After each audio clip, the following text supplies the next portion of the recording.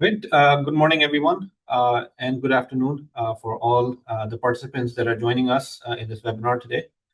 I would like to welcome all our participants from the Middle East and across the globe. Welcome to the AIST MENA Technical Chat webinar.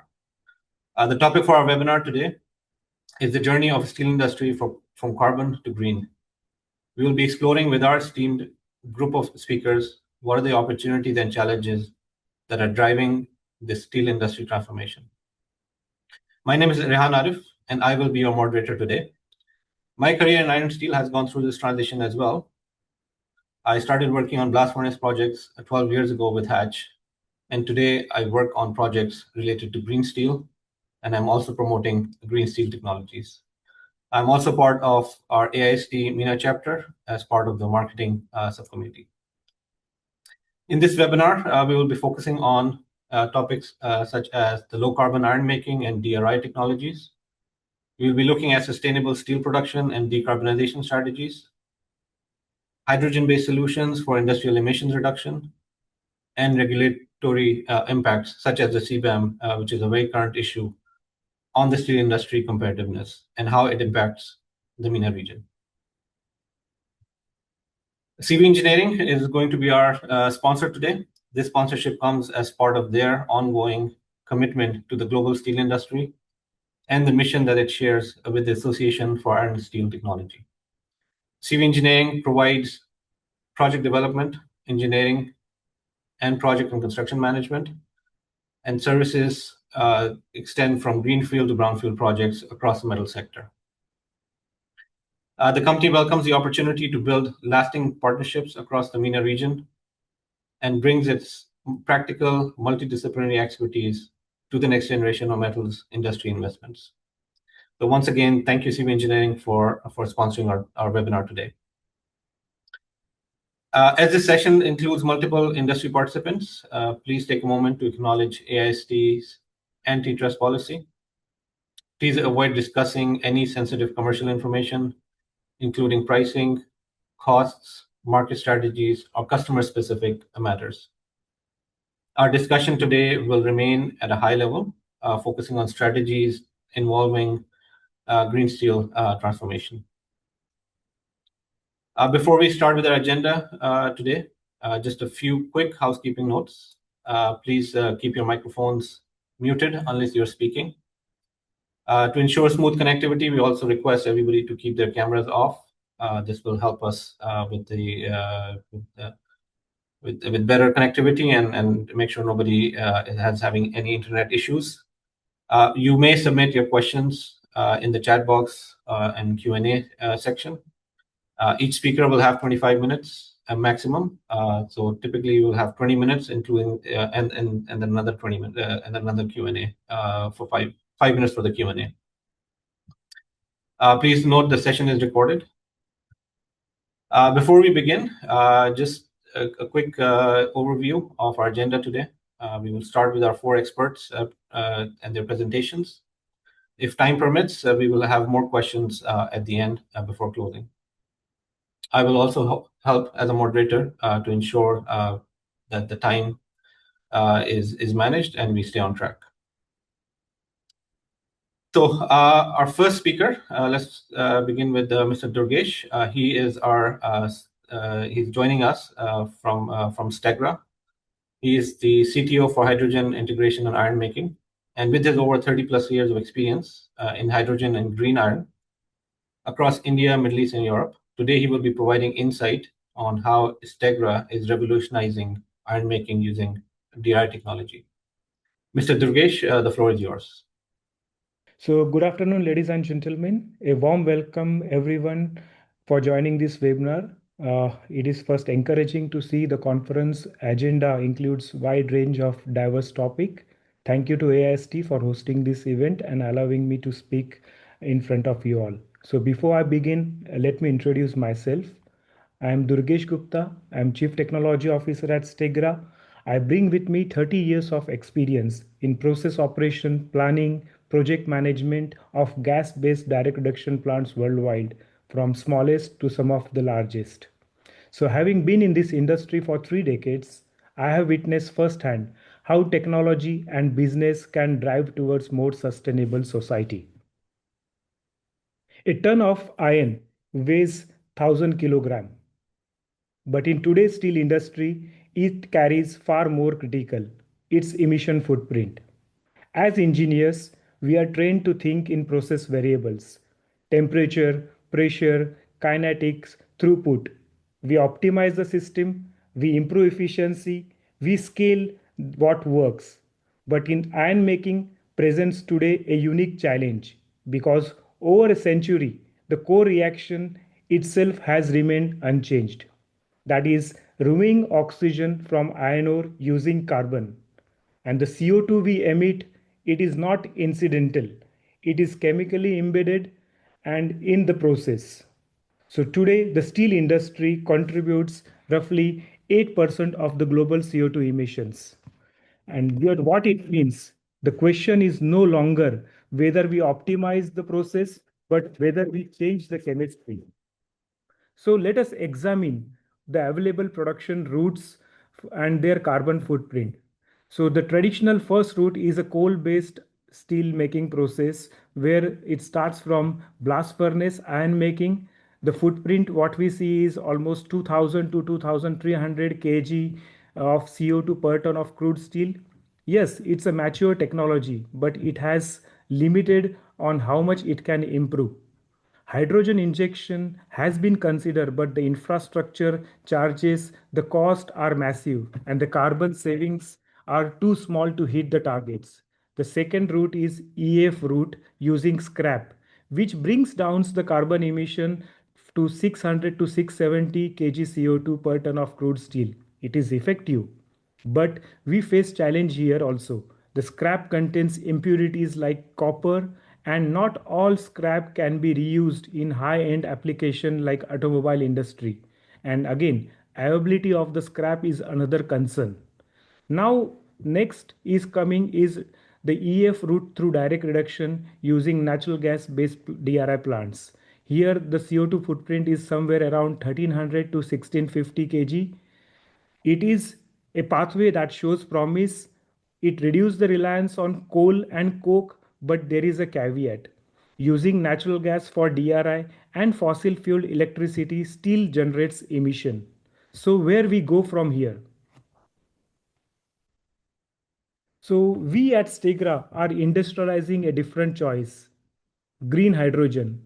A metallurgy remains same, the product remains same, but the outcome changes fundamentally. The water instead of CO2.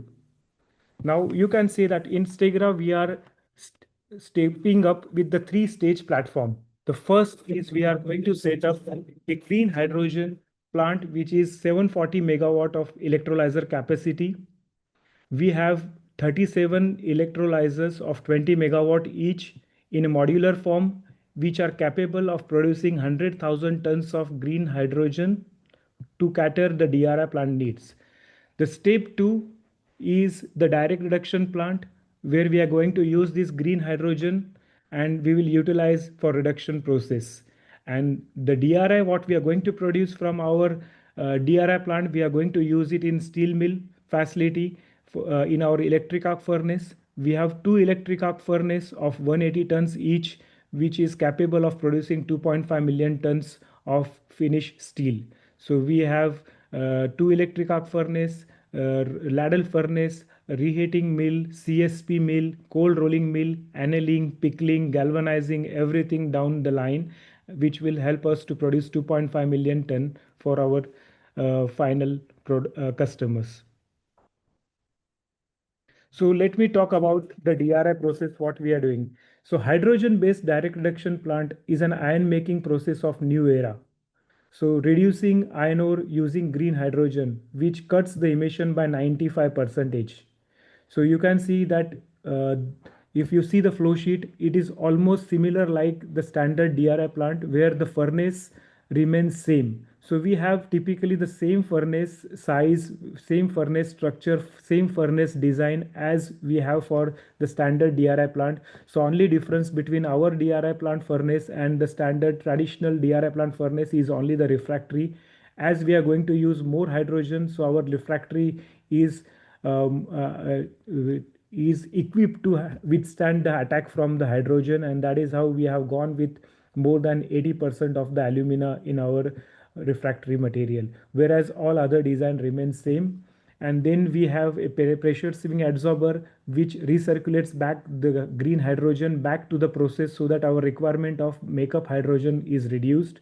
Then we have process gas compressor, same the compressors like what we have in traditional DRI plant, but we have here one additional compressor because hydrogen molecular weight is 2 and your average molecular weight of the gas is almost 8. So to pump this gas we required one more centrifugal compressor. So instead of 2 which is traditionally used, we have 3 process gas compressors, and all these gases combinedly goes to the electrical heater. So we have electrical heater of almost 220 megawatt capacity.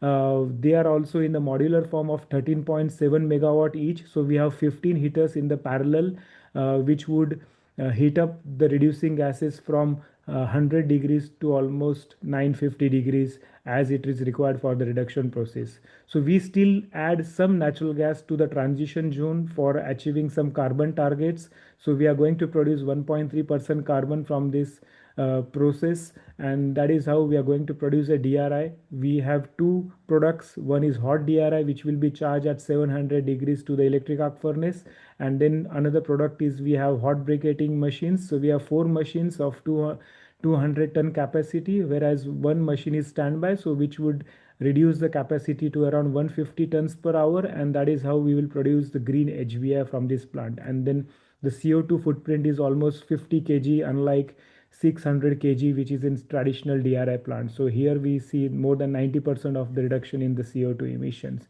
And then our plan is to change this natural gas from fossil fuel to the biogenic source.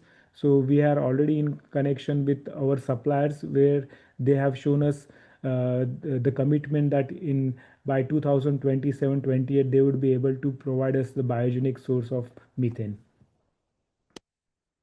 So this is a brief layout of our how our DRI plant looks like. So our all materials which would be coming for our plant would be coming from either the Swedish iron ore material or from Brazil or from Canada. We will have the trains which will come here. Our nearest port is almost 40 kilometers from our facility. The train will carry almost 7,000 tons of material which will be unloaded in the wagon unloading station. We have a closed iron ore storage yard where we can store almost 120,000 tons of iron ore pellets, and then these pellets would get charged into the day bins. We have 4 day bins where we can store different brands, and then this material will go to the DRI furnace. So this is a typical layout. The hot material will directly go to the electric arc furnace. The another product will come back to the yard. We again have a storage, closed storage for the HBI yard. And all our design for this plant is designed with ambient temperature of minus 40 degrees condition, because we are situated in northern part of Sweden where during extreme winter the temperature can go as close as minus 40. So all equipments are designed accordingly. So this is a short video showing the current update where we are. Uh, so are you able to? I hope you are able to see the video. So this is the DRI plant, which is almost like 135 meters already raised. We have further 11 meters which is remaining. These are our 4 buildings which stations the electrolyzers. So electrolyzers are already inside these 4 buildings. You can see the balance of the plant. The civil and installation progress is going on. This is a transformer area where we will have transformers and rectifiers to run our electrolyzers. We have a compressor foundation also ready to compress this hydrogen produced from the electrolyzers to pump it to the DRI plant. You can see from electrolyzer to the DRI plant it is almost 800 meter, and we are going to have an underground piping. You can see a lake in between DRI plant and hydrogen plant. So to we are making sure that the biodiversity is not damaged, and there is an underground piping network which will get to the DRI plant. So this slide shows the DRI tower and then the hot DRI bin tower which is on the top of the electric arc furnace, which will feed the hot DRI to the two electric arc furnace of 180 tons each. So let me now walk you through the different aspect, like what is difference between the standard DRI plant and the hydrogen-based DRI plant. So as I told you before that there is furnace design perspective other than the refractory, there is no change. So everything is the same. So only difference is, as you all know, that hydrogen is more endothermic reduction reactions compared to carbon monoxide. Carbon monoxide is an exothermic reaction. So in standard DRI plant, we have H2 by CO ratio of 1.5, 1.55, whereas in our case, we don't have CO, so we have to rely on hydrogen, and hydrogen being an endothermic reduction reaction, the bed temperature are expected to cool. So to mitigate that, either you need to have higher basal gas temperature or higher reducing gas flow. So already we have optimized the basal gas temperature to the range of 950 degrees. So only option was to have the increased reducing gas flow rates, which can help us to maintain the bed temperature while the endothermic reduction reactions takes place in the furnace. So that is how we have third centrifugal compressor to pump this extra reducing gas flow to the reduction furnace. Then second change is the top gas scrubber. I think as you have seen in standard DRI plant, we have a top gas scrubber with two sections, process gas section and fuel section.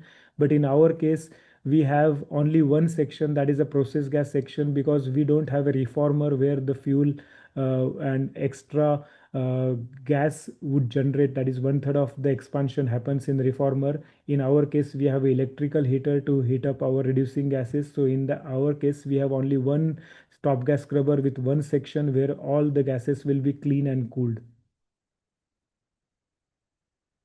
Then, as I told you before, that we have a pressure swing absorber. As you know that we are using nitrogen for top seal and bottom seal. Some of the nitrogen get infiltrate into the process, and then to avoid building up that nitrogen concentration into the process, we have 5% of the gases which will go to the PSA unit, and then in this PSA unit we will recover back 99.5 percentage of hydrogen and we will recycle it back to the process, and remaining gas will be used as either the fuel to the steel making reheating burners, or we will use it in some other application like district heating, because we are situated in northern part of Sweden where the ambient temperature can go up to -40 degrees, so we can use it for the heating of our buildings.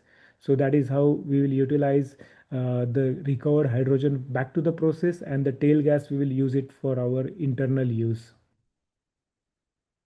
Then this is the third stage compressor I was talking about. So everybody must have seen the two compressors, centrifugal compressors running, but we have a third stage compressors which will help us to compress the extra flow what is required to make sure that we don't cool down the furnace and we maintain the reduction reaction temperatures. So this is how our electrical heater in the modular form looks like. We have 15 electrical heater, 13.7 megawatt each.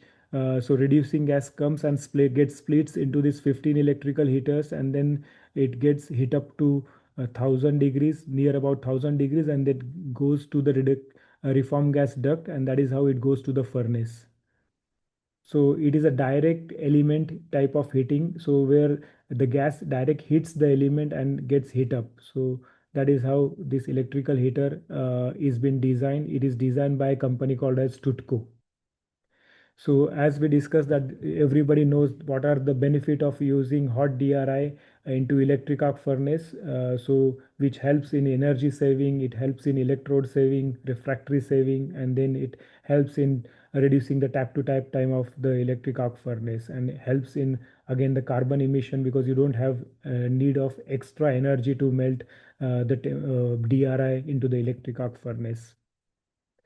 So as we discussed, we have four briquetting machines which will help us to produce green HBI with apparent density more than like 5 tons per meter cube, and this is what expected HBI quality will look like with my 1.3% carbon, 94% metallization.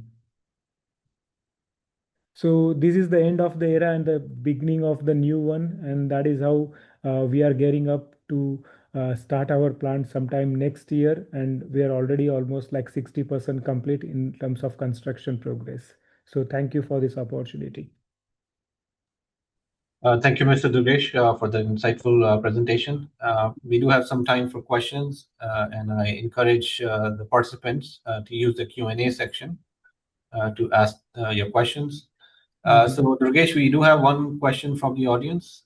So the question is, what is the hydrogen recovery rate of the PSA system? The hydrogen is like with a 70 to 75% efficiency, we are going to recover the hydrogen from the PSA unit.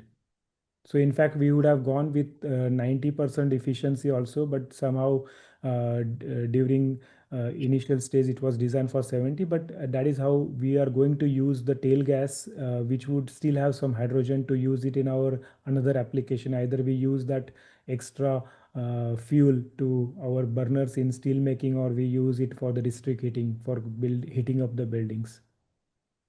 Okay, thank you. Again, if anybody else has any questions, please use the Q&A section. One question, Durgesh, that I want to ask you is like the different systems that you have shown in your presentation. So with added systems like the PSA, with the compression stages and increased water energy demand, like how do you see the operations and plant complexity compared to a conventional gas-based DRI in real projects? Okay, so from operating cost perspective, the main difference is not the PSA or the compressor alone. It is the cost and availability of the clean hydrogen and electricity.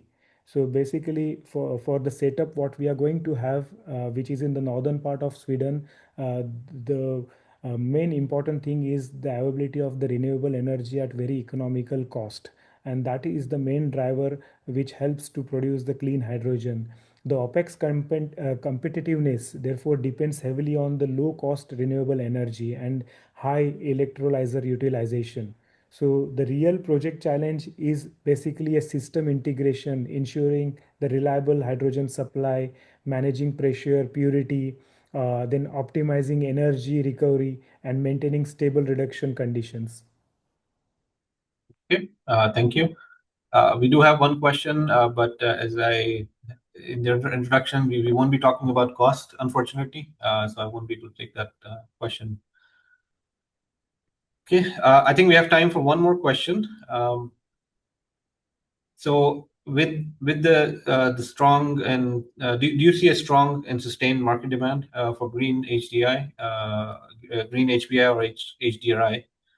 Or do you think it's still driven by policy rather than like customer driven demand?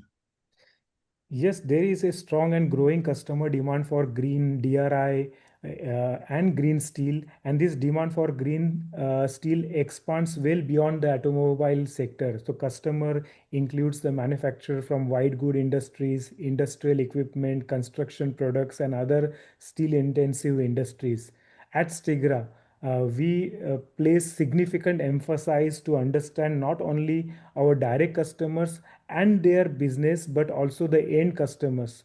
The customer centric approach has been central for our green steel strategy. So we seek to understand who ultimately uses our product made from the green steel and how sustainability influence the purchasing decision throughout the value chain.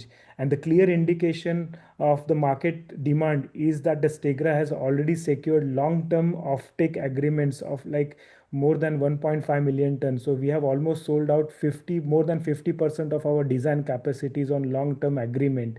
So which shows that there is a willingness of customer to commit for long-term supply agreement and pay premium, that demonstrates the demand is increasingly being driven the market to up. Okay, that's excellent news. Again, Mr. Durgesh, thank you very much for your insights and sharing your experience and your knowledge about DRI and newer technologies that are helping green steel. Thank you. So our next speaker is Dr. Iman Al-Mahallawi. She's a professor of materials and metallurgical engineering at Cairo University. And she's an adjunct professor of mechanical engineering at the British University in Egypt. She's internationally recognized for her leadership in sustainable materials and renewable energy. holding prestigious professional titles and earning multiple academic, industry, and global innovation awards, including presidential recognition by the President of Egypt for achievements in steel and casting industries. Dr. Iman, the floor is yours. Thank you very much, Rihan, for introducing me. So, hello, everybody.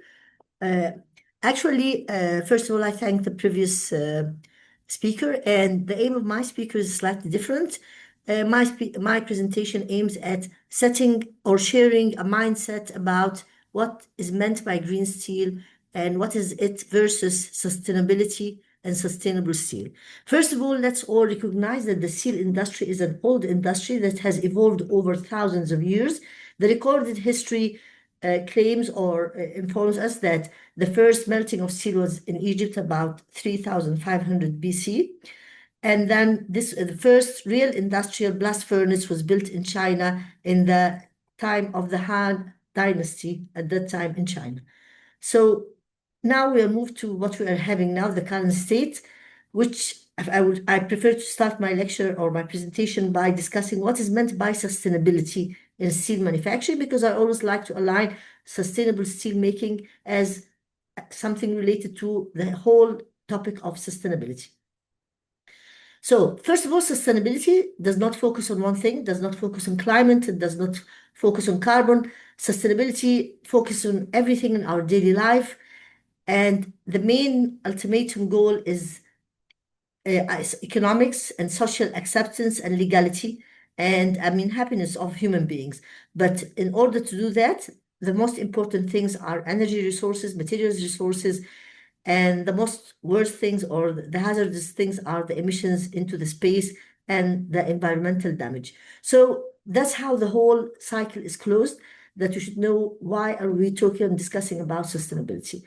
The importance of the issue of or the topic of sustainability is closely related into a number of aspects related to economic growth and social equity, which I consider the most important.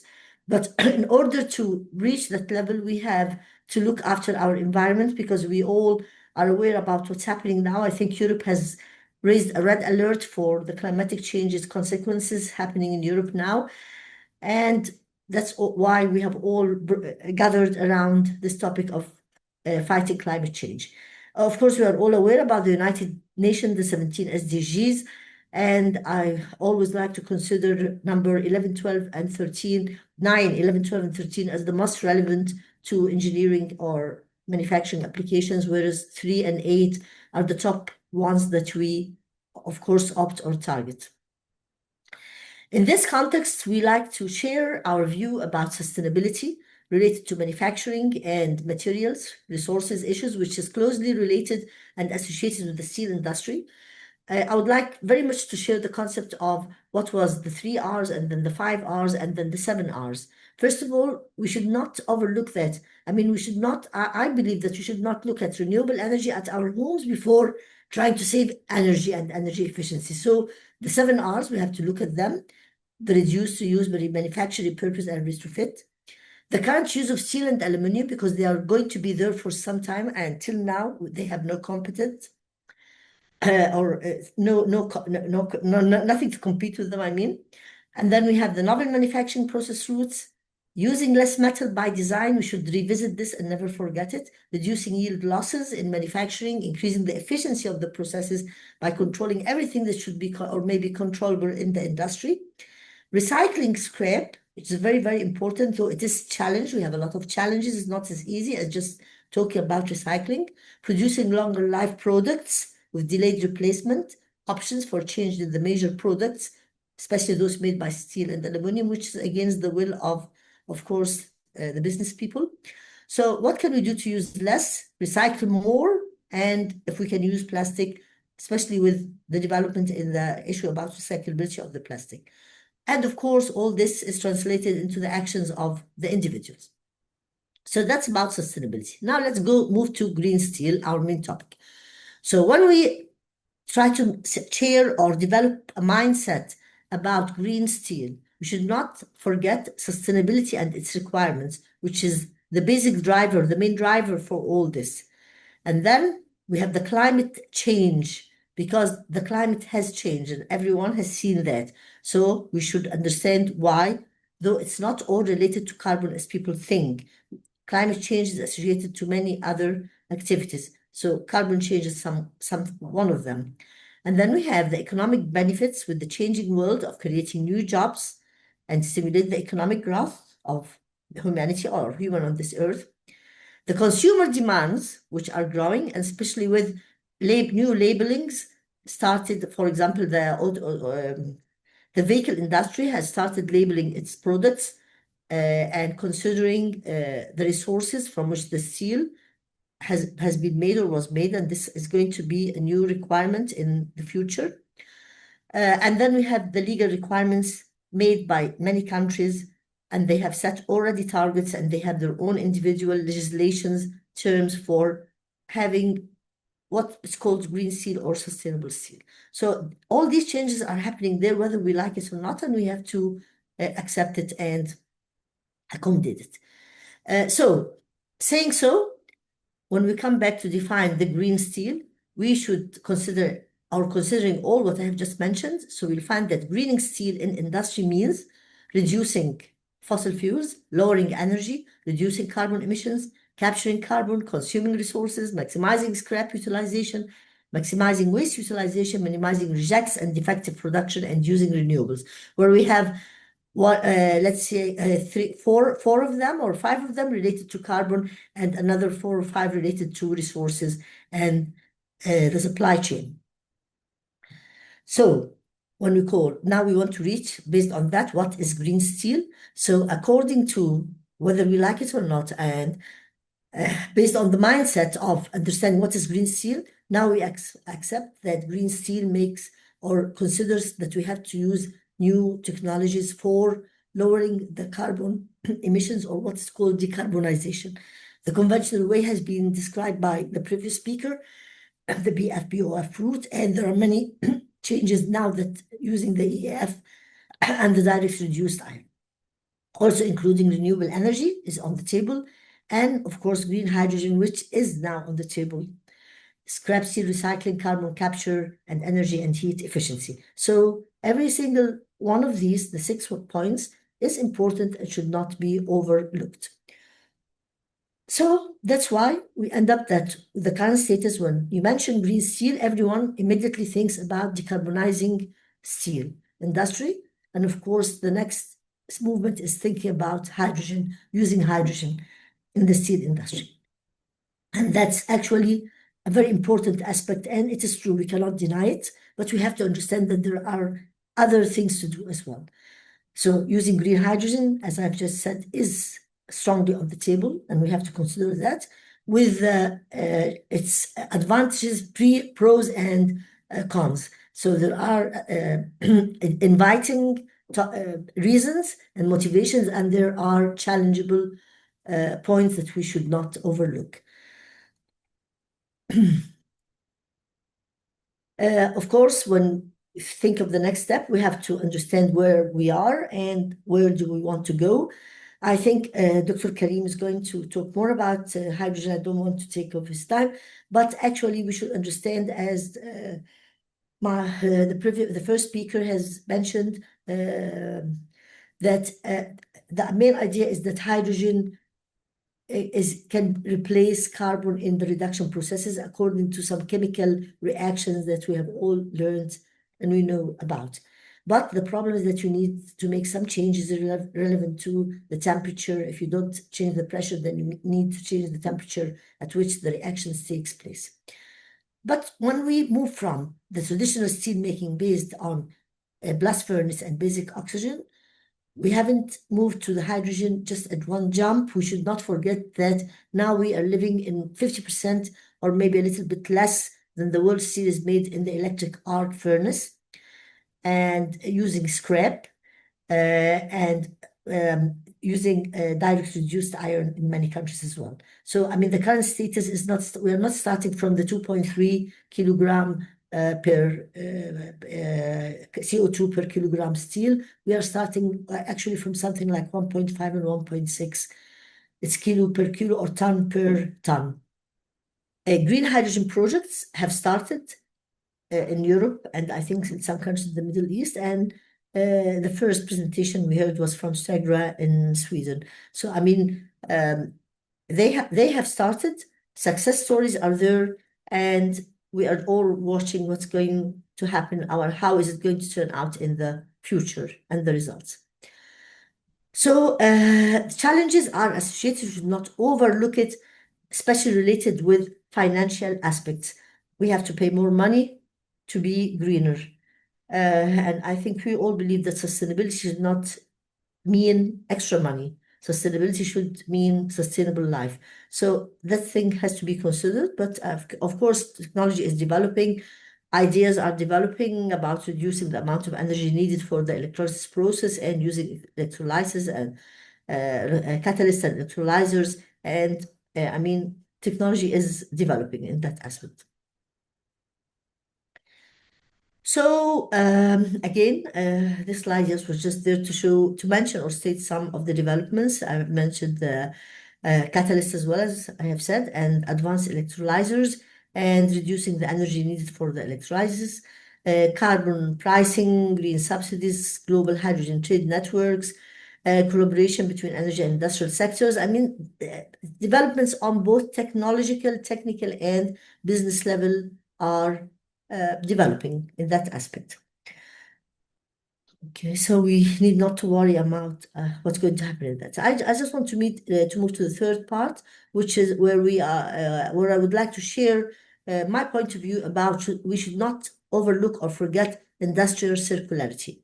Industrial circularity is something very important. I mean, apart from the green steel and ideas of decarbonization and using renewable energy and using hydrogen and all these issues, we should not forget one very basic and essential and very easy to adopt, which is industrial circularity. Industrial circularity means that instead of a linear movement from raw materials input to output, we want to talk about a circular economy where from cradle to cradle or from cradle to grave, I mean, whatever they call it now, it was in the past from cradle to grave, and now it's from cradle to cradle, meaning circular economy.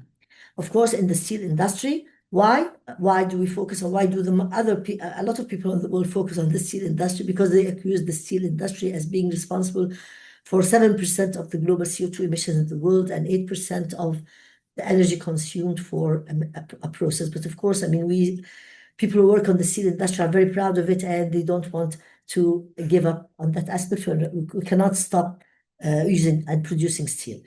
When we talk about emissions, which is the major challenge, emissions are in three directions. One is direct and two are indirect. So when we consider the life cycle or the supply chain, we should not only consider steel, but other producing from the steel. And that's why there is direct and indirect. Emissions can come from the direct process and from indirect process, including the energy itself, the electricity or the energy itself, and what the products, the byproducts of steel making process. Again, we are accused as well that generally manufacturing and construction are responsible for 6.3 billion of CO2 emissions in the world. I mean, that's a great number. And again, these are the scopes 1, 2, and 3, showing how they all together combine and come up at the end with their CO2, SOxes and NOxes and everything.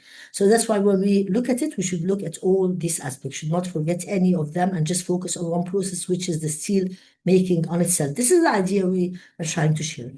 And that's how linear versus circular economies work. So, okay, that's what we opt to. The first part of my presentation, I would just like to mention some practical solutions or some real examples that have been shown locally for some, let's say, applying or implementing those thoughts. The first example that I would like to share with you is a story of success at AIST Steel related to, I just want to, yeah, okay, here it is, okay. And in the usage or the maximization, the valorization was not on the steel itself, but on the slag. As we can see, the slag makes about 20% of the product of the electric arc furnace. And this slag is full of a lot of rich elements. So the idea here that was started and was adopted by the company was one of the largest byproducts generated during steel production in the electric arc furnace or the steel slag. During the electric arc furnace steel making, approximately 80% of the steel is used, of course, the steel, and the other is the slag. So while slag was traditionally disposed and thought of as a waste material, recognizing its importance and its use has been implemented. I think AIST Steel started this 2016, where they have used 800,000 tons of EF slag annually, the product, and that's between 18 and 20% of the molten steel output. And then they started transforming it to a reusable form, which was by natural air and water spraying by cooling. And this was cooled into two types of products, which could be used for two applications, as we shall see in a while. The first one was the raw slag, that recycling of about 6,200 million tons of slag was recycled, and then 450,000 tons of the extracted metal. That is when that's when they started their experiments. And 5,700 tons of slag aggregate have been produced out of the 6,200 tons of the slag. So this means that instead of losing or wasting the slag, it has been transformed into the slag aggregates that by natural cooling, by fast cooling, into aggregates that could be used for another application, which is actually very good consumption. As I said, that AIST Steel have started this in 2016, and the numbers that are available now are based on Engis Asim, who has shared in preparing this presentation, that now this is in 2024, these are the numbers or the achieved values. Okay, and of course the aggregates have been sold. Here you can see that how their backyard have changed after, I didn't put the old pictures, but now, that's how it looks like. What used to be where the slag was put or added, and the processed slag aggregates have been how do you call it? Added or put left. This is the place where they store them, stored here. One application was using slag for the asphalt. Of course, when you use slag in the asphalt, you have higher hardness, less abrasion losses, and you replace some of the natural material of the limestone. The other one was compressive strength, also using slag in concrete, has resulted higher strength, reaching 35 megapascal. 47 megapascal, and replaced also part of the limestone, which is a natural material.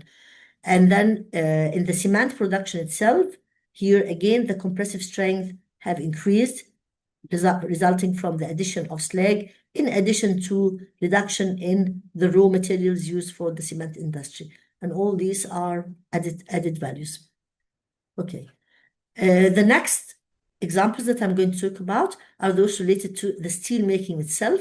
So an example is going to be given showing how the copper, which people consider as a curse, when like a tramp element, what they say when it appears in steel, now it could be a blessing, because technologically and scientifically it has been proven that you can control the presence of scrap for the benefit of the steel, the produced steel. I'm going to show in a while. And the next or the second application again is reducing CO2 emissions in the steel making process through just replacing an induction furnace in between the blast furnace and the basic oxygen furnace.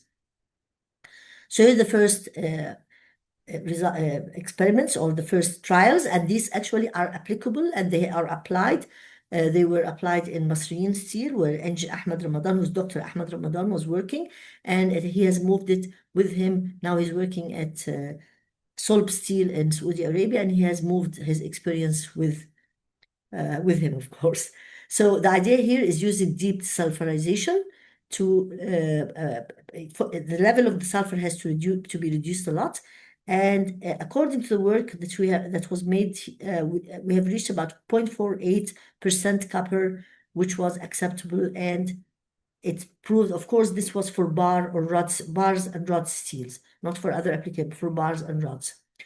And this resulted that you could control the manganese content because each percent of copper, addition of copper, was associated with a reduction in the manganese content. And of course, the manganese has to be added through ferromanganese alloys, which is more expensive. And that was a good idea of reduction in the cost of the steel. And the publication is here, and you can go for the actual reduction, which was about $10 per ton. The steel achieved the quality of the earthquake-resistant steel. With trials were made up to 0.6% copper, but actually the results that have passed or succeeded were up to 0.49% copper. And this has resulted in manganese addition, resulting the reduction from 1.25 to 0.95% saving, and about $11 per ton reduction. And this is the final story about adding an induction furnace in between the blast furnace and the BOF, the basic oxygen furnace in steel making. And the idea here was that you have your iron from two sources, which are the blast furnace and melting scrap steel in an induction furnace, and then moving ore to a ladle which embeds or holds molten metal together. And here you save a lot of energy wasted or lost when you use it all. You start it all from cool or cold material. This work was done in a factory in China again as well, and it has resulted. The most important thing is that it has been the trials have been made with 30% to 90% change in the scrap, and of course every addition in the scrap resulted reduction in the CO2 emissions, and the final CO2 emissions was reached 0.108 ton per CO2 steel with the increase in slag, and this is of scrap, and this is again published work.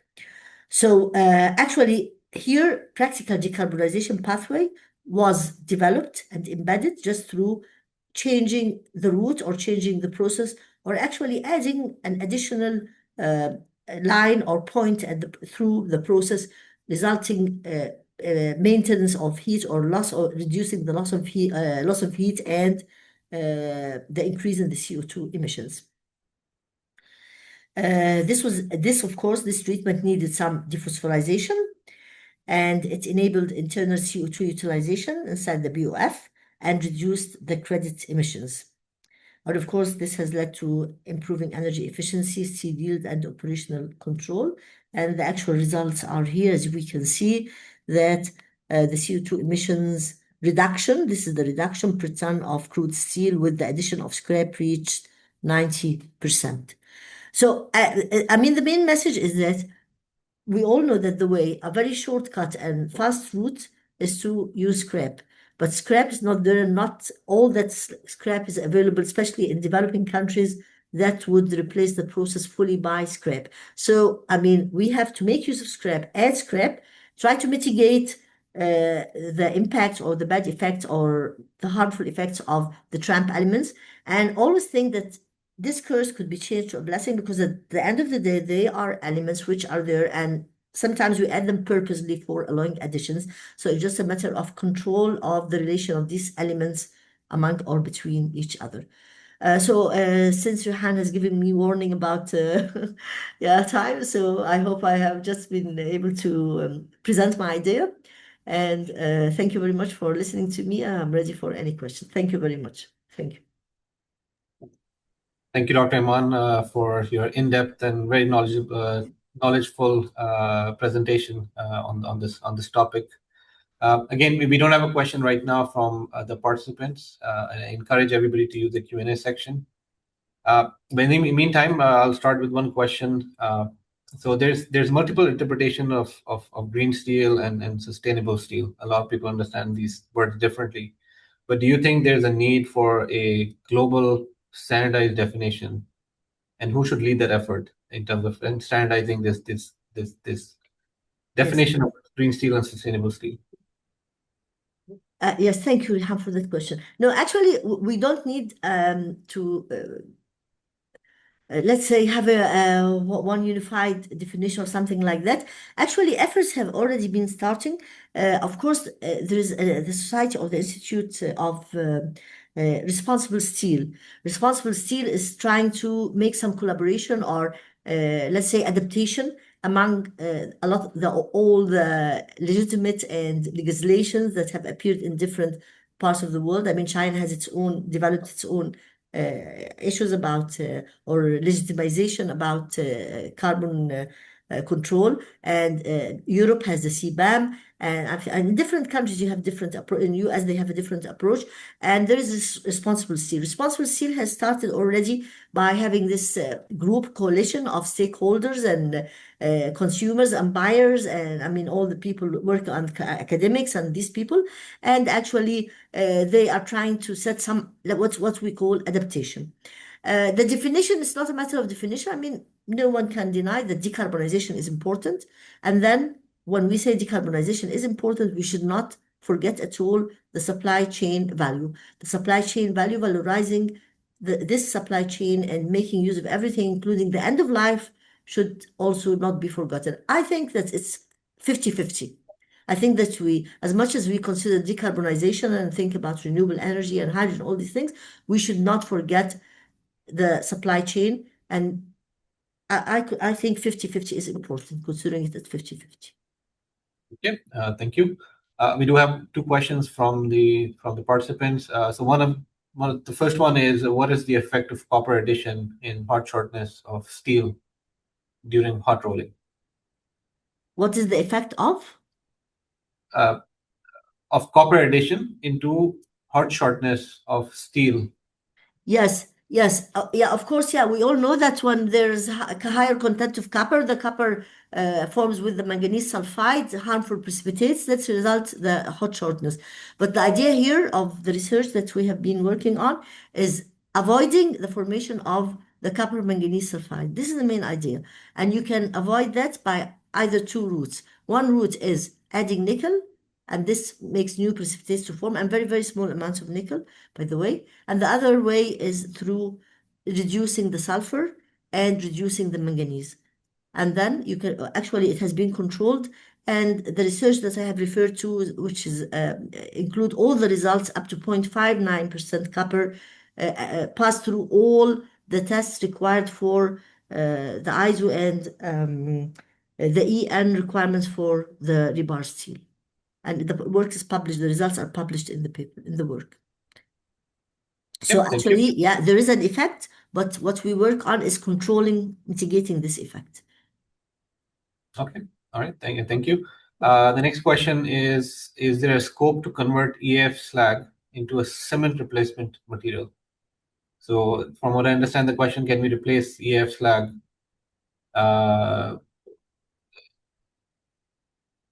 convert the EAF slag into a cement replacement, so replace the cement with EAF slag? Yes, actually, this work was the work that I have just shown by Inja Hasim from AIST Steel, and actually they have used the scrap the slag for 3 applications: concrete, and cement, and the third was and asphalt, yes. Yeah, pavements. Asphalt pavements. Yeah, they have used it. They have developed it and used it. And actually, there was a very, very important application or idea that I have seen was applied at another company, at AIST Steel. And it's something overlooked that we usually do not show. or we don't focus on. It's not slag, it's not steel, but it's the carbon, the electrode, the carbon remaining. And everyone who works in a steel factory knows about the amount of carbon produced at it. The idea here was this good example shows that relatively small operational changes can deliver significant environmental benefits from this because they have proven it with a product and with the economy. And they collected all, or the researcher who did this work collected all the electrode waste and the carbon waste, and he used it for another application in the process related to where you need to clog or close the doors of the furnaces at the slag entrance or the slag exit or something like this. So this was another example that was showing that, I mean, this has resulted saving in the amount of material, the ceramic material that they buy for this special application in the build up of the furnace. So here again, this shows that it's not only asphalt, it's not only slag, it's not, I mean, other things like ceramics. I mean, I haven't seen someone working on the ceramics recovery, but this work worked on the electrode recovery. And I like this work as well. I think it's a good idea and very interesting idea. No, excellent. And then we have time for one more question, and again from the participants. So the question is, can you compare the green steel properties / the standards with conventional steel? Yes, the green steel property standards. Actually, these are very important questions because till now, actually, there are no standards related to green steel. But what is happening is that we have the two ISOs 146, just let me remember, where are they? 146, 14061 and 14067. And these standards started giving some requirements for the CO2 emissions during the production process, and they are applied currently. But we don't have something for the end product. But different legislations have appeared. These different legislations, as far as I have seen in China, they have appeared in China and in USA and in Europe. So the adaptation of these different legislations is taken care of by responsible steel because I mean the trading the steel across the continents and across the countries cannot be done without this type of certification which correlates or compares them to each other. So I expect that in the future there will be some not standard specifications for green steel, but there has to be like certificates or labels taken. And actually, the standards, the ISO standard specification have added more standards now related to resources and clean resources for non-ferrous, not even for steel, not only for ferrous and non-ferrous. There is a big, I mean, at least I have seen 4 or 5 standard specifications appearing during the last 2 or 3 years related to resources and carbon, GHG, greenhouse gas emissions, and carbon control in metal or in industrial processes generally. Yeah, thank you very much. Yes. I hope I have answered the question. Yes. Yeah, no, excellent. I think the question was a very important one as well, and I appreciate your answer. So we will move on to our next speaker. Again, thank you, Dr. Aman. Thank you very much. Thank you. For insightful, very knowledgeable again, and always learn a lot from you. So thank you very much. So our next speaker is Dr. Karim Badr. Dr. Karim is a metallurgical expert and industry leader with a PhD in reduction metallurgy. He brings extensive global experience in DRI, low carbon steelmaking, and industrial leadership. He's currently serving as Managing Director for Metallers Solution and is also our chair for AIST MENA chapter. Dr. Karim, the floor is yours. So thank you, Rehan, very much for this introduction. Good afternoon, everybody. Good morning for our attendees from the US side. Happy to be with you today and happy also to share some, let's say some words about something we don't get used to here or to talk about, which is turquoise hydrogen. So here is it, I am talking today, everybody knows about, of course, let's say the conventional colors of hydrogen. We talk about the gray hydrogen, which used to be our standard source of hydrogen in the past years. by reforming of methane, etc. And then some people came and said, okay, let's capture the CO2 coming from hydrogen. I will define it even in the next slide. But we started then to talk about blue hydrogen. Some people who have coal rather than natural gas in some of the countries, so they use brown hydrogen, which is hydrogen coming from coal gasification. And everybody in the last 5 years talking about green hydrogen, but nobody is talking about turquoise hydrogen. What's turquoise hydrogen? This will be the objective of this presentation or the coming few slides. Next, please, Rehan.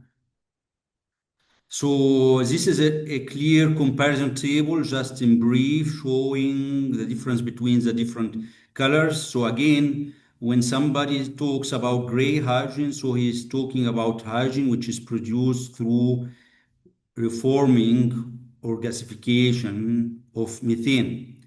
While if we talk, and this is the source, as we can see in the second row, it's natural gas or coal, and our product is hydrogen and CO2. If somebody is talking about blue hydrogen, then he's talking about the same route, but capturing the CO2 emitting from this process of steam methane or gasification process, capturing of CO2. And in that case, you also produce hydrogen and CO2, but with much less carbon footprint. Turquoise hydrogen, this is what I'm gonna talk today about, is producing hydrogen, but by pyrolysis, by cracking natural gas, so rather than any other unconventional process. So this is applicable only if you have a natural gas as a source of gas, and you have to go through pyrolysis or cracking or imposing high temperature on this natural gas to decompose it to, as we see, hydrogen and carbon. But carbon in a solid form, carbon as a carbon black, in a very fine form. And then the thing which everybody is talking about today and yesterday and last year is the green hydrogen, which you produce hydrogen through electrolysis. This means imposing huge amount of electricity in water, but this electricity has to be also renewable. This means through wind and solar energy. And in that case, in case of having this resource of renewable energy, then in that case, the hydrogen which comes out of this electrolysis is called green hydrogen. Next, please, Rahan. Okay, turquoise hydrogen is once again, as I said, is a methane pyrolysis. This means you impose heat into the natural gas in a very high temperature, of course, in the absence of oxygen. And this process decomposes the CH4, which is the main component of the natural gas, into hydrogen and solid carbon. This process is, of course, is characterized by very low amount of carbon footprint, because the byproduct here is solid carbon rather than CO2. The next challenge is what to you do with this carbon, but then you don't have the CO2, which is everybody is talking about. Next, please, Rehan. So how to decompose this methane? You have three different routes.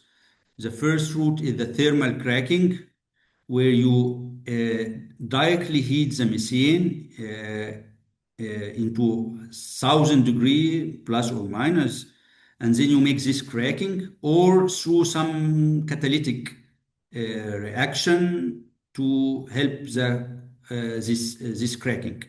So both processes, uncatalytic or catalytic, are both called thermal cracking. Another way is through imposing or injecting this natural gas into a molten salt or molten metal bath. So again, high temperature, which is another way to split this natural gas to carbon and hydrogen. And the third one, which is the most mature one, and relative to the first two ones, most mature one, the plasma cracking. So you impose really plasma, a big arc, same like the one we impose to the electric arc furnace in the steel production. And through this plasma cracking, you again manage to split the natural gas into hydrogen and carbon. So in terms of maturity, this is the most mature process in all three of them. Next, please, Rahan. Okay, out of this interesting pyrolysis reaction, you will end up with hydrogen. We call it turquoise, as we said, but also very fine carbon. We call it carbon black. It's very fine in form. And this carbon black can be used in various applications. It can be used in tire or rubber manufacturing, in batteries, in construction, in electronics. So the good news, if we go for turquoise hydrogen, that this also a need or demand for this carbon black. Next, please, Rahan. Okay, why we are talking about turquoise hydrogen, despite that it is not really a very mature process yet, or it's still in the queue of the new technologies. But if we can see theoretically some figures, maybe then everybody will start to talk and think of it as an option. So this is a nice chart showing the carbon footprint or the carbon intensity, the kilogram CO2 emissions per kilogram of hydrogen. And we can see that if you produce through the classical way of steam reforming our hydrogen, which we call it the gray hydrogen, as we said before, you will end up with almost 10 kilograms CO2 per kilogram gray hydrogen. If you go for blue hydrogen, then you will manage to reduce the carbon footprint to almost 3 kilograms CO2 per kilogram of blue hydrogen. If you go for the most clean hydrogen that everybody is talking about now, green hydrogen, there's also a slight difference. So if you produce green hydrogen by only renewable energy via wind energy, then it is almost nothing. If you decide to produce it solely through solar energy, then it's also 3.37 kilogram, still very nice and acceptable.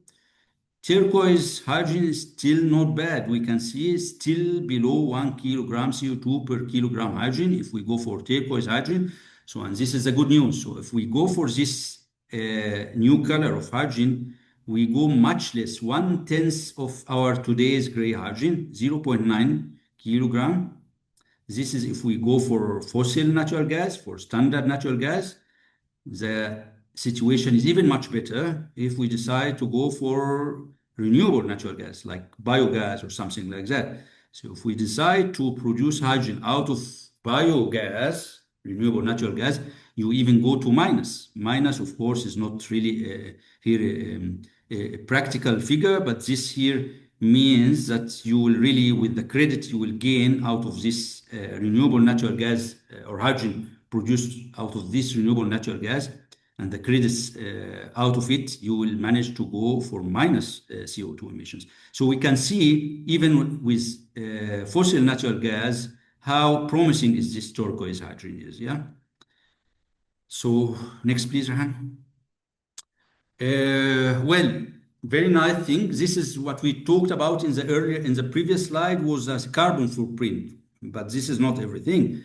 We are also interested to talk about the electrical energy needs, the energy needs for producing, for example, green hydrogen now.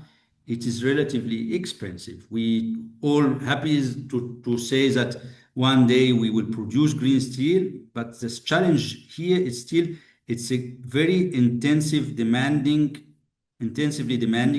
energy to go for green hydrogen. You need for each kilogram of hydrogen like 55 kilowatt hour. This is not a small amount to consider. And this is one of the reasons why we still consider or still have the green hydrogen as expensive source of reducing gases. While if we switch or if we think of the turquoise hydrogen as an option, we go almost to the half. So we go for only 25 to 35 kilowatt hour per kilogram of hydrogen. So this is another advantage of going for turquoise hydrogen with respect to the green hydrogen. Again, not only that, if we also solve the challenge of how to use the solid carbon, as I mentioned earlier on, this is also an option or also an advantage. So we can use this solid carbon, as we said previously, in many other applications. So it's not only that we will gain much less carbon footprint gas and also with less demanding of energy, but also we will end up with having an end product that we can use. So this is a second advantage. Next, please, Rehan. This is a nice, very nice figure, which was also published. I always mention the source of each of the diagrams I present here. So you can always also, if you are interested, go for these sources and read more in depth about these figures which are talking about. So here we are talking about the cost. And this is very nice comparison between the different sources of clean hydrogen.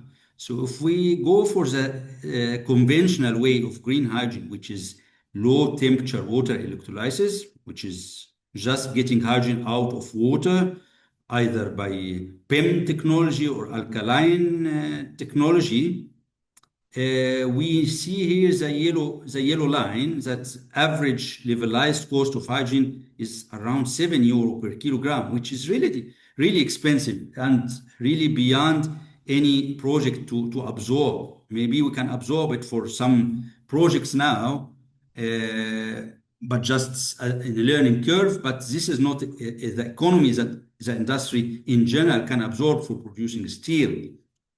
Everybody is talking about if we need really to produce steel economically or green steel economically, we need to go down to the cost of the gray hydrogen, which means €2 per kilogram.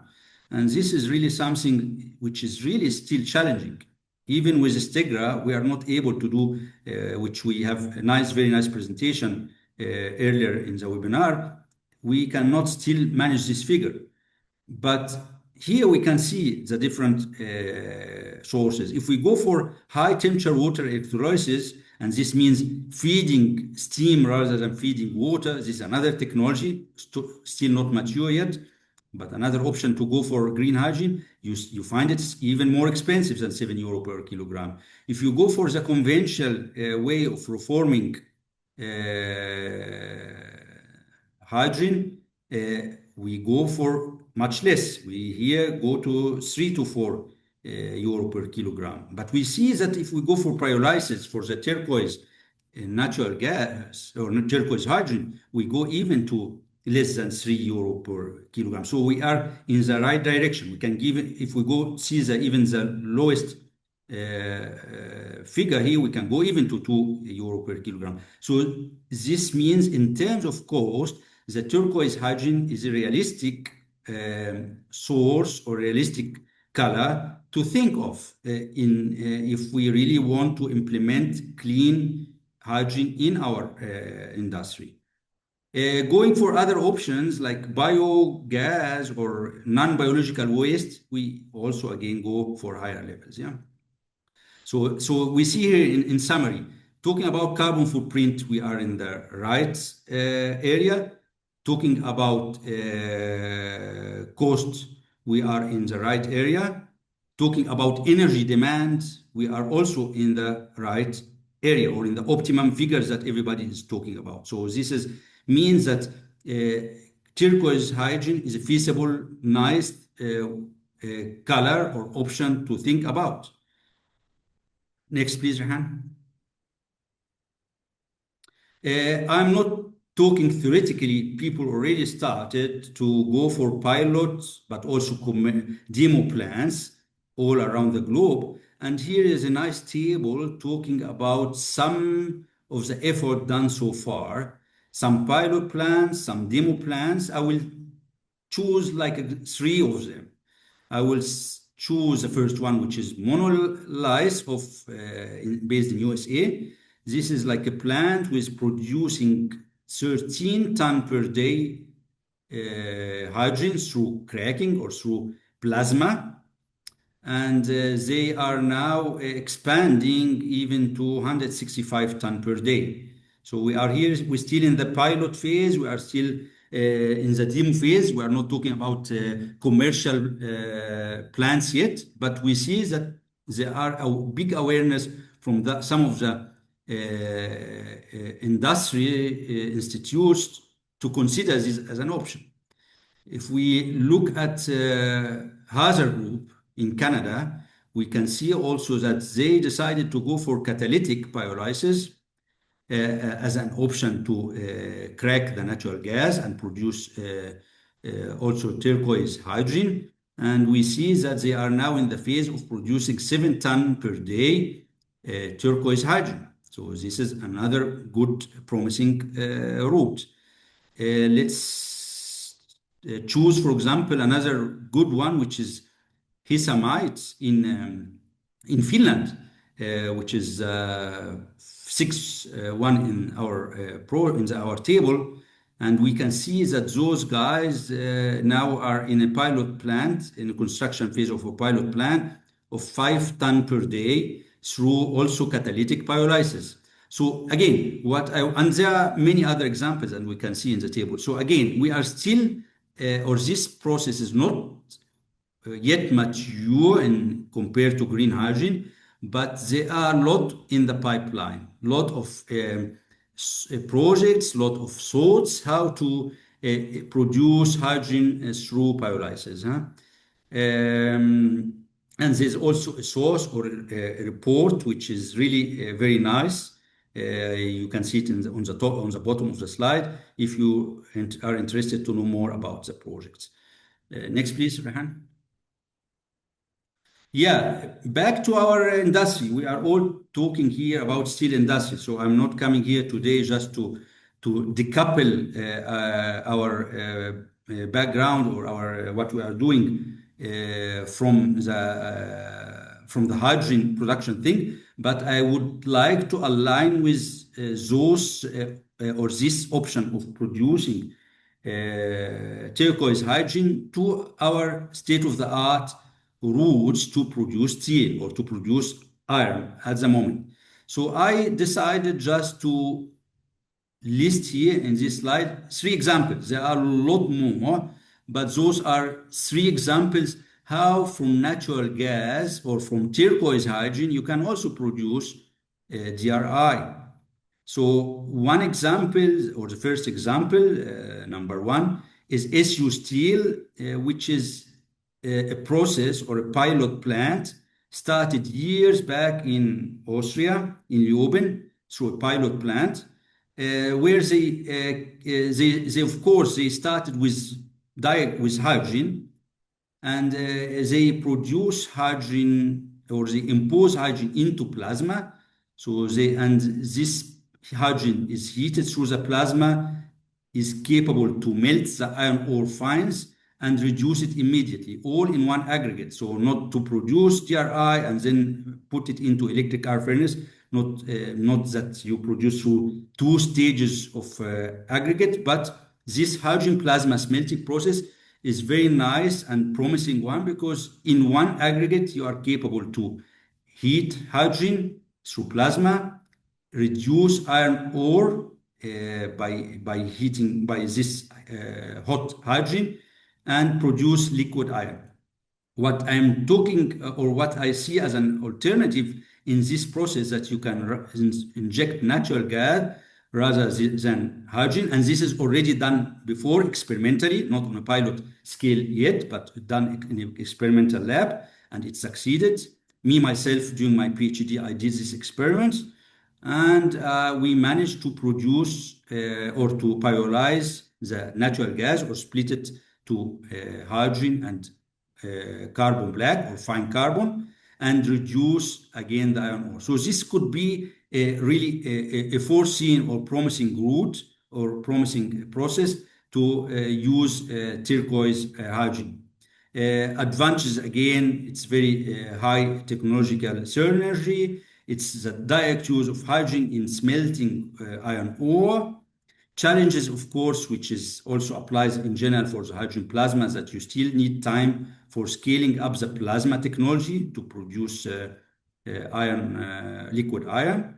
And also another thing, but I see it with least importance, is what to do with the carbon black. But if we can also use the carbon black in the electric arc furnace, then this is also something that we can do within the same premises of the steel plant. Yeah. Another option is to go for HIFOR. HIFOR is a fluidized reactor, which you were also in Austria, has already shown proven results in Donawitz, in Austria, where they produced in a pilot plant also DRI through this fluidized bed reactor. This could be also an option or candidate for the turquoise hydrogen. So instead of injecting hydrogen, you can also produce turquoise hydrogen and inject it in this fluidized reactor. So this could be a second candidate to produce our hydrogen. A third candidate is again the standard, conventional, well-proven processes like matrix and energy ion, where you instead of using green hydrogen like we will Stegra will do now, you can also go for methane pyrolysis, produce turquoise hydrogen, and inject it in this large scale well-proven processes. So here again are just 3 examples, and there are many more, how you can use the turquoise hydrogen. And I am very fan of the first one, to use the natural gas directly through plasma, and through the plasma you split the hydrogen and carbon, and in one process you can produce or you can reduce the iron ore. So very nice and comprehensive way to produce iron without any need in a separate aggregate to produce hydrogen. You can do it all in one aggregate. Last slide, I guess, please, Rehan. Yeah, just a summary for what I said. While green hydrogen is, of course, the most popular and let's say not well proven yet, but the agreed one to invest in the steel industry and beyond, still, I believe it is matter of time that people also will talk about the turquoise hydrogen as an option. Of course, not for Europe, I agree, because it needs here availability of natural gas, but at least for some regions, for some continents like the Middle East, it could be an option, a good option, rather than to start from renewable energy to go for turquoise hydrogen through the plasma or through the catalytic reactions we spoke about, and produce turquoise hydrogen with all reported advantages of much less carbon footprint, with much less energy demand, with much less cost, etc. So I'm a fan of this, and I hope one day also the industry and the politicians would give it a chance. All right, thank you, Dr. Karim. Again, if there's any questions for Dr. Karim from the participants, please you can use the Q&A. I'll start with one question. So do you see turquoise hydrogen as a long-term solution, or do you see it more as a stepping stone towards a fully green hydrogen-based steelmaking? I see it as an alternative, Rehan, as I said. So it is not either or, not green hydrogen or turquoise hydrogen. It is an alternative for regions or areas where you can have a natural gas an option, and you're still interested to go for hydrogen as a less carbon footprint process, as an option to go, or an alternative to go for steam reforming, and you want to go for hydrogen. So I see this as a good option for such countries. A long-term solution, not something that we can also say in 2030 or 2040, but I see it a long-term solution for such countries which have such valuable resource like natural gas. Thank you. Another question, I think this overarches our green steel discussion. So from a business perspective, what do you think is the main factor driving the adoption of hydrogen? Is it cost advantage? Is it the technology maturity, or do you think it's still driven by policy? For I mean for in this case it's all those things. So we are talking here about cost.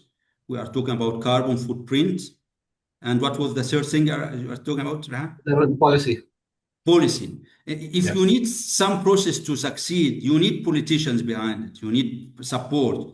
When Stegra succeeded because it was a decision also from politicians or from the financial support, long-term off-taker agreements, all the things. So you need always this as a part of the solution. So if you don't have support of politicians and countries behind such emerging new technologies, never nothing will succeed. So this is always a need. Either you are talking about green hydrogen or turquoise hydrogen. Yeah.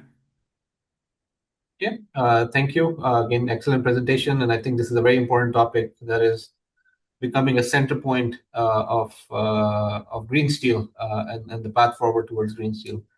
All right. Again, thank you for Dr. Karim for the presentation. Our next presenter, our next speaker is Mr. Rami.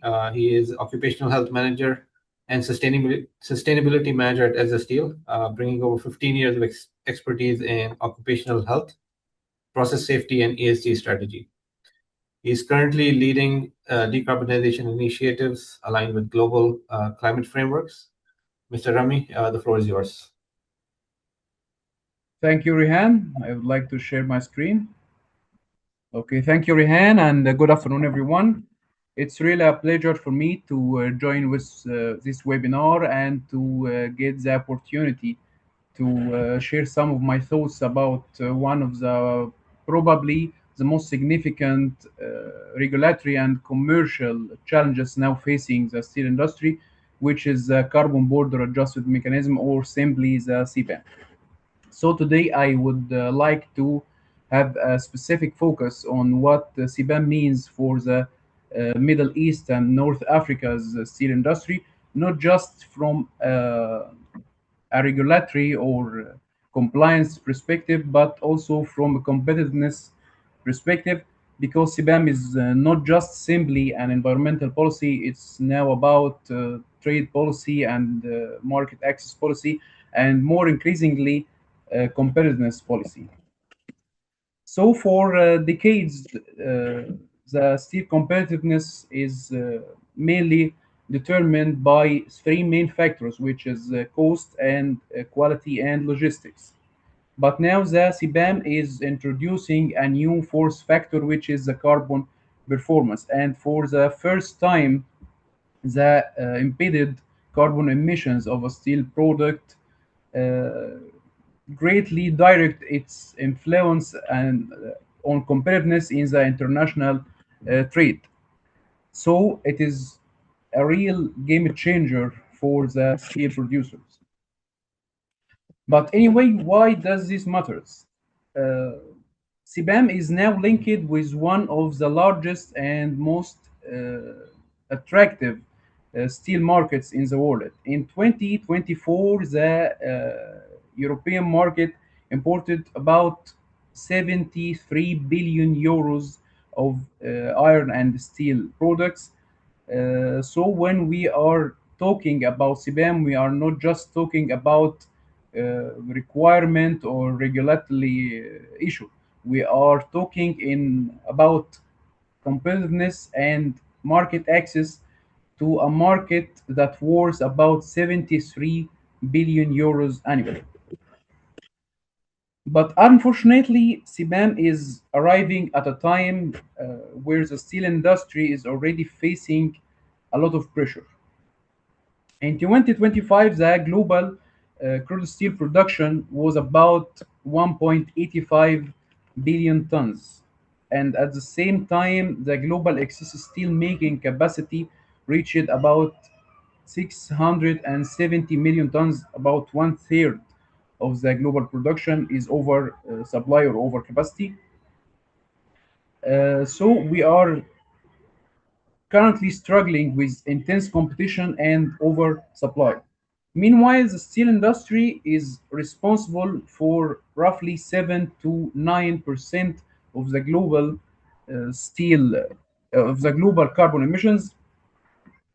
So we are having two major challenges right now: the decarbonization challenge and the excess capacity challenges. And CBAM is directly sitting at the intersection of these both challenges. So one of the most important points I want to concentrate on today is there will not be one outcome for all MENA regions producers. There will be many outcomes because the exposure to CBAM is largely determined by two main factors. The first one is the dependency on the European market, or how much you sell to Europe. The second one is the carbon intensity relative to competitors, or how intensive is your steel. And these two variables largely determine who will face the greatest risk and who may gain a competitive advantage. So when we apply these factors across the MENA region, the picture may be getting clearer. In general, Turkey is highly exposed to CBAM because it's strong and very extensive trade relationships with the European market. The same is the case for Egypt, while Algeria may be facing a moderate exposure because it has a growing steel and DRI export to European market, while Morocco and many other Gulf countries now facing lower exposure because of limited uh, dependency on the European market, but in the future it may be a different story. So what I want to say, CBAM shouldn't be viewed as a unified regional challenge. It may be country-specific challenge or even a company-specific challenge. So if we want to start with Turkey, because it's now the largest steel producer in both Europe and in the MENA region, with about 38 million tons in 2025. But one interesting fact about Turkey is it's already have a relatively favorable production structure because more than 72% of its steel production is produced uh, via electric arc furnace routes.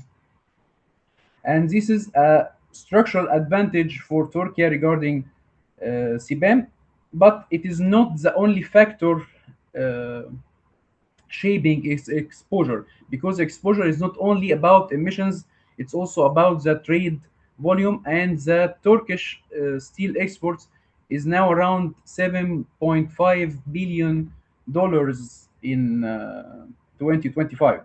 So this deep integration of the Turkish steel industry with the European market makes CBAM is strategic issue for the Turkish steel sector. If we are moving to Saudi Arabia, because now it's the largest Arab steel producer with more than 8.8 million ton in 2025, it benefit from extensive gas-based direct reduction electric arc furnace production route, and it has one of the lowest carbon steel making routes available in the industrial scale. And here it has one of the largest concentrations of DRI capacity, and it is investing heavily in future low carbon and hydrogen based steel production. But however, it's has a limited CBAM exposure for the time being because of its lower dependency on European exports. But with getting more important for Saudi steel producers if they want to have access to just large market, as I said. Now, if we talking about Egypt, it's the largest African and one of the largest MENA regions steel producers with more than 10.6 million ton of crude steel in 2025. And the Egyptian steel industry is entirely electric arc furnace based and benefits from one of the largest gas-based direct reduction industries. And it's a very good advantage or significant advantage from a carbon perspective. However, it's still among the most exposed economies to CBAM in the region. And according to the World Bank, the Egypt exposure may be 0.2% of its nominal GDP, and that is a huge effect. More than 42 of the Egyptians' total CBAM covered exports is heading to the European market, which make it a very strategic business priority rather than regulatory compliance to Egypt. If we are talking about Algeria, which is an emerging steel player right now, its steel industry is expanding and strongly supported by the abundant natural gas resources in Algeria. And like many other MENA region producers, it relies heavily on the gas-based direct reduction electric arc furnace production route, which is give it a relatively competitive advantage. And its exposure is currently moderate because, as I said, it's growing independence on the EU market.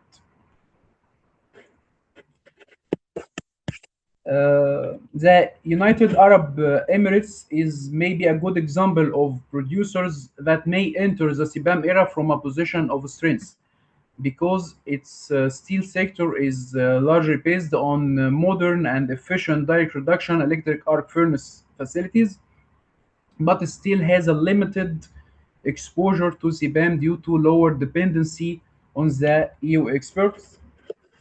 The same for Morocco, which may be one of the most interesting future opportunities. It's maybe smaller industry than other regional peers, but it benefits from a predominantly electric arc furnace structure and one of the region's most advanced renewable energy programs. And it also has a currently a limited exposure, but it's getting greater and greater over time. So this is where the discussions becomes more financial because starting from 2026, CBAM enters a new phase, which is a definitive phase, and the European importers will begin to purchasing CBAM certificates, which is linked with the European ETS system. So in simple terms, the carbon becomes cost. At an illustrative carbon price of $75 per ton, the difference between different production routes may be more significant. The traditional blast furnace route may face about 165 euros per ton of steel. The direct reduction electric arc furnace one about $90 per ton of steel, and the scrap electric arc furnace may be around 30 euros per ton of steel. So there is a difference large enough to influence the purchasing decisions and competitiveness and the investment strategy regarding the future steel industry.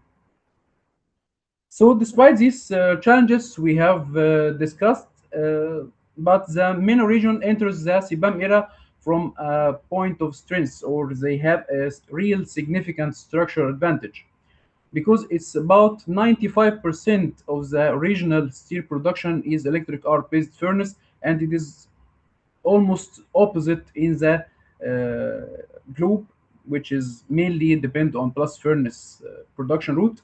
This means that MENA steel producers don't need to replace large fleets of blast furnaces, but they can focus on optimizing and decarbonizing what they have already a lower carbon production forms, and it is important advantage that shouldn't be underestimated.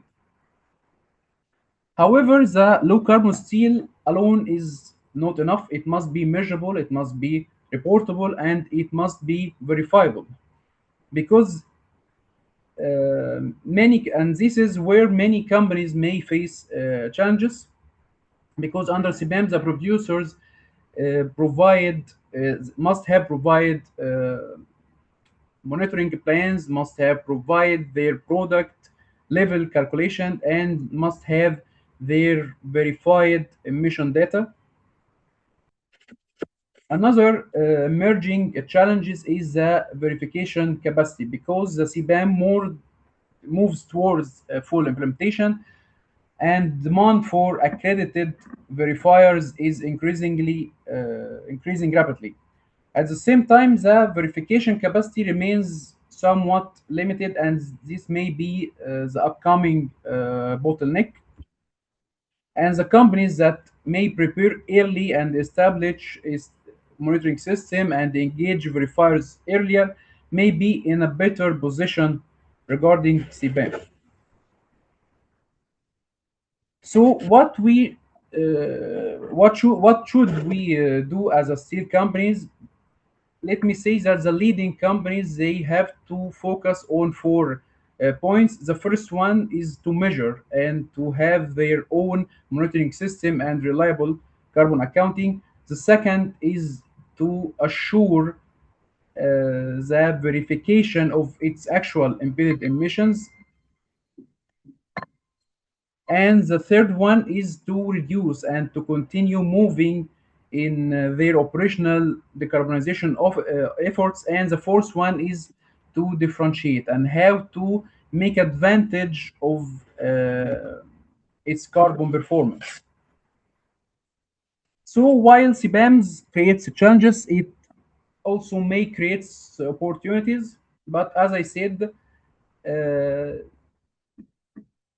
carbon performance is now one of the main or key purchasing factors, beside cost, beside quality, beside logistics. And let me conclude or summarize with one final thought, because the question is no longer whether CBAM will affect the steel industry, because it will, but the real question is how effectively we respond and how effectively we measure and verify and reduce our emissions, and how we can effectively transform compliance to CBAM regulations into a competitiveness or a competitive advantage. So thank you very much for your attention, and I look forward to the discussion and questions. Great. Thank you, Mr. Rami. Excellent presentation, and again, a very alive and very relevant topic at the moment. We have a few minutes for questions. So if you have any questions for Mr. Rami, please add to the Q&A box. If you do have questions for the other speakers as well, we do have some time, and we will try to address those questions before we close. So at the moment, since we don't have a question from Mr. Rami, I'll start by asking one question. We did talk about how it's impacting, how CBAM is impacting the MENA region, but how do you see how the European customers are actually responding to CBAM? Are they already prioritizing low carbon steel, or is still pricing is still a dominant factor? Okay, let me say that price remains the primary purchasing factor for the time being, but it is coming increasingly important and differentiator in the near future.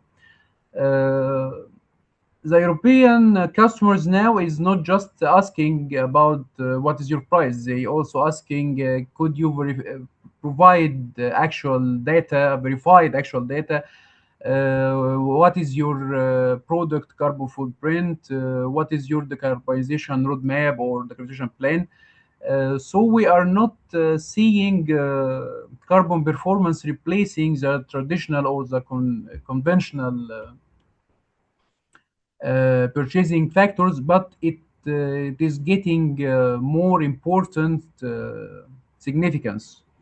But I think that transition towards this issue will not be a sudden one. It will be gradually, and the carbon performance will getting more importance in the near future. Yeah, thank you very much. And then coming back to MENA, the MENA region, do you think the MENA producers are generally ready for a full CBAM implementation in 2026, or do you see a big gap in their preparedness to comply with CBAM requirements? If we can see it from a production perspective, I think we are ahead the plan, because many MENA steel producers, as I illustrated in the presentation, already have a advantageous standing point because of the nature or the structure of the region's steel industry. Because we depending on electric arc furnace with 95% of our total production. But there are still some preparedness gaps, because it's not just about the production structure or the production route. As I said, the steel producers must have their own monitoring plan. They must have their carbon calculation methodologies, and be ready for the verification. And I think there is a lot of gaps in this regard, and this topics needs more time and need more expertise, and for sure may need the organizational alignment with the emerging regulations.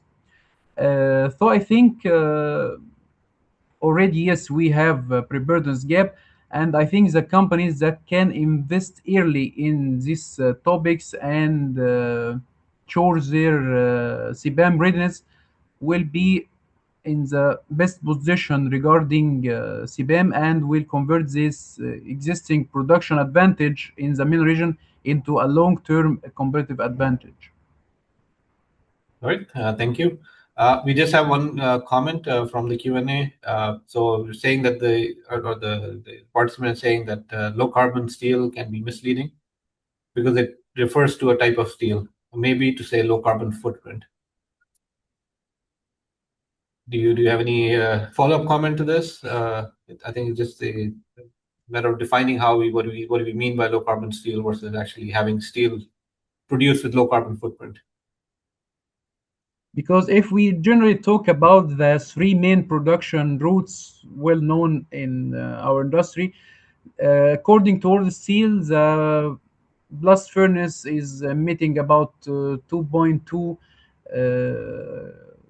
ton of CO2 for ton crude steel, while the electric arc furnace based even DRI or scrap is about half and one third of this value. So when we are talking about low carbon steel, I think it can be differentiated from green steel. It is not considered a green steel, but it's generally lower emitters comparing to the majority of the global steel industry, which depends on the blast furnace basic oxygen production route. So I think the low carbon steel is an intermediate way between the current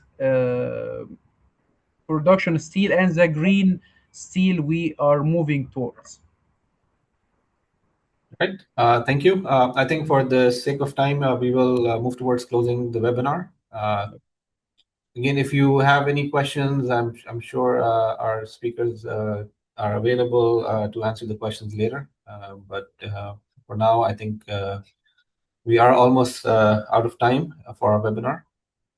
So again, I would thank all the speakers, and of course, Mr. Rami, thank you as well for sharing a very very relevant, very important topic during this session as well. I think all the speakers, their presentations were very insightful. They were very knowledgeable, and I think this discussion of carbon to steel will continue. Will be discussed on many platforms. But to close out and to summarize today's webinar, there's a few key takeaways. First, green steel. It's only part of the bigger picture. That's what we have understood from our discussion today. But we need to understand that the true progress would actually come from combining low carbon production with circularity, with resource efficiency, and practical solutions across the entire value chain. The second, the path to green steel, it's not just about replacing blast furnaces and producing green iron. The real value, and we've heard from our speakers today, that the real value is actually coming from full system optimization. It's about integrating technologies like DRI and electric arc furnace, but also supporting it with reliable and cost-effective clean energy, such as the hydrogen that we discussed today. Third, with the regulations, with CBAM, carbon has become a real cost driver for steel production. So it's about how CBAM is influencing the price and how it's actually influencing the competitiveness in the steel market. And finally, coming back to the MENA region, it does have structural advantages in terms of low carbon production. But at the end, it's about proving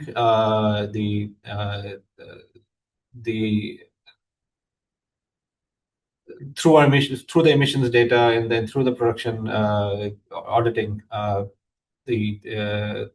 data recording that we are able to demonstrate that green steel is actually it's verified, and it's something that can be accepted by the buyers. So ultimately, as a closing statement, I think those who can connect sustainability, economics, and execution will be the real winners on how the steel industry is transforming at the moment.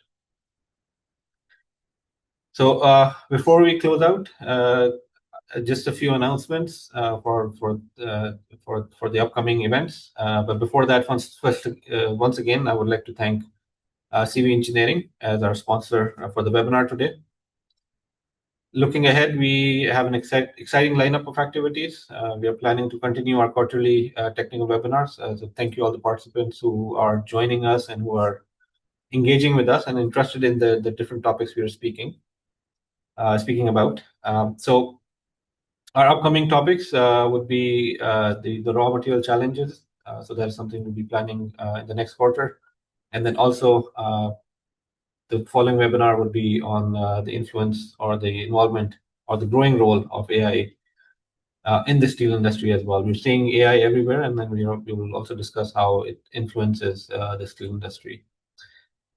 Alongside this, we are also looking at organizing in-person events in the region to increase the engagement of our members and providing opportunities for networking and knowledge sharing. And also, we are working towards our flagship event, which is the MENA Forum. Our next MENA Forum is scheduled for summer 2027. So over the coming months, you will hear more about it. But this is one of our main events for the AIST MENA chapter. And then finally, I would encourage all of you, if some of you are not members or you know somebody who's not a member of AIST, I would encourage that you join us as a member. Get involved in the community, and we already know that the industry is going through a transformation. So help the steel community in shaping the future of the community and the steel industry in the region. And with that, again, I would like to thank everybody. Thank you all for your time, and hope to see you in the next webinar. Thank you.